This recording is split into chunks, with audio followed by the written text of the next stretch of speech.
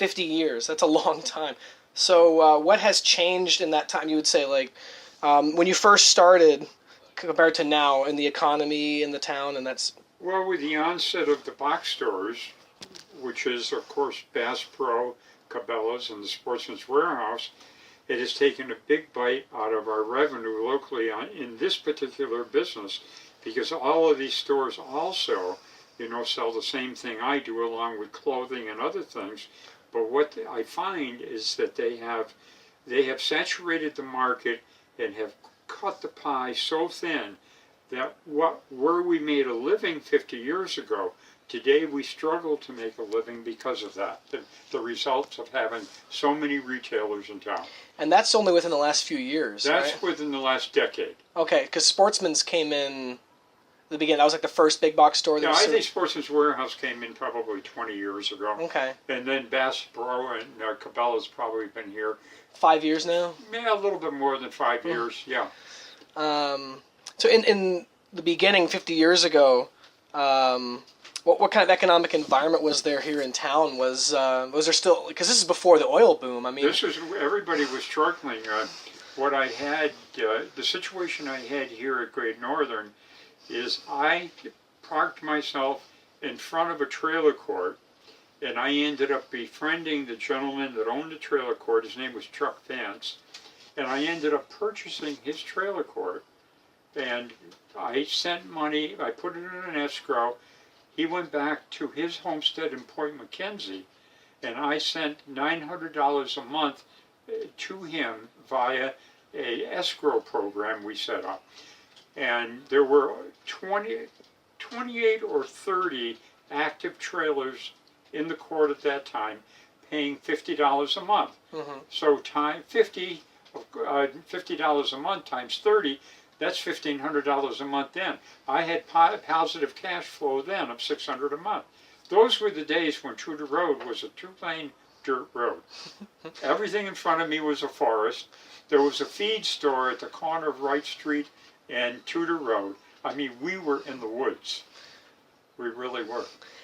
And so, like, what were, like, your big clientele at the time? Like, what, doctors, lawyers, hunters, guides? At that time, it was probably more outdoorsmen and hunters, because I was a hunter and a fisherman myself. So you made those connections that way? I made those connections because I commercial fished when I was a kid, and I guided in the fall. So I made a lot of connections with guides and outfitters, and a lot of my business was hunting and fishing equipment, mostly hunting equipment, but also to fishermen. Mm-hmm. So, you actually sold fishing stuff in here back then? No. They were fishermen. They were fishermen, but I sold them hunting equipment. Oh, cool. I sold them scopes. I sold them guns. I sold them, optics for their boats. And so back then this was a hunting store. Yeah, exactly. And then did you start to trickle in some of the, like, doctors, lawyers, those type of guys as your name got out there? And yes, as a matter of fact, that's what happened. I used to take trips back east and go to Maine, New Hampshire, and Vermont, and bring back, I pick up a brand new pickup truck, load it up with firearms, and bring antique and collectibles back through Canada. Oh, really?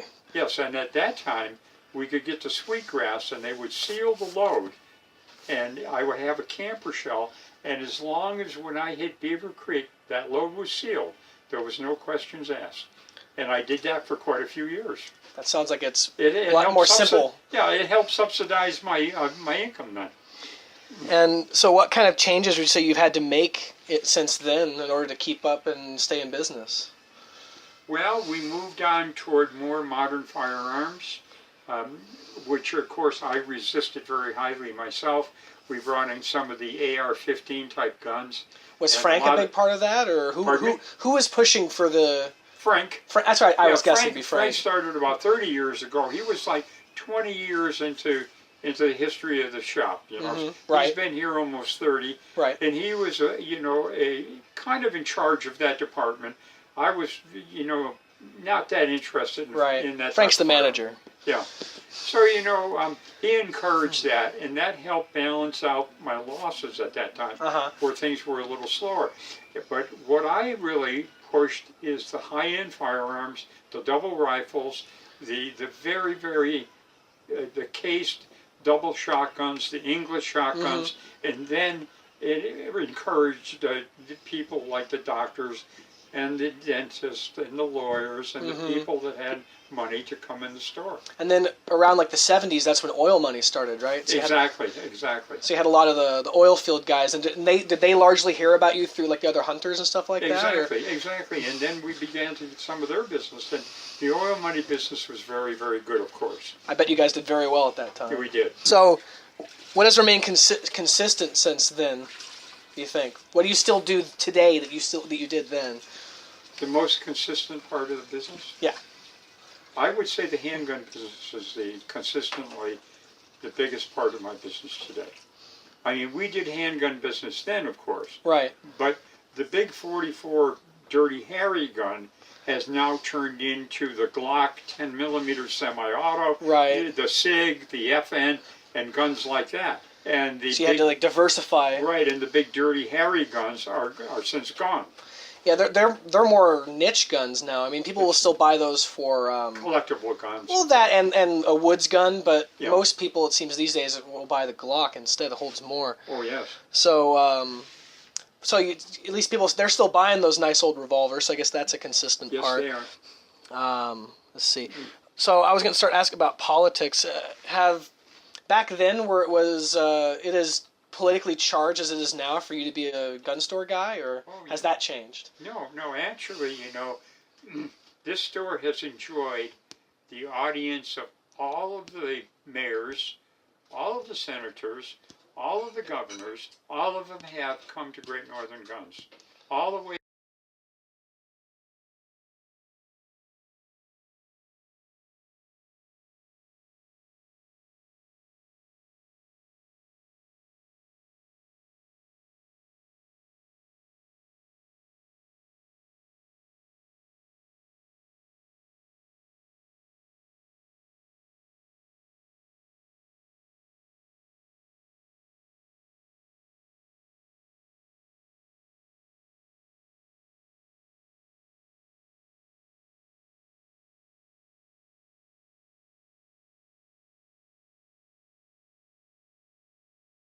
I was lucky to have a great partner in my life, who worked very hard with me, and we took very small wages. In the early days, we lived in the back of the trailer court ourselves. So we lived a very modest lifestyle. You made sacrifices. We made sacrifices to make this thing work. If somebody wants to go in big time, I don't think they're going to make it work. Well, thank you very much for your time. Oh, of course.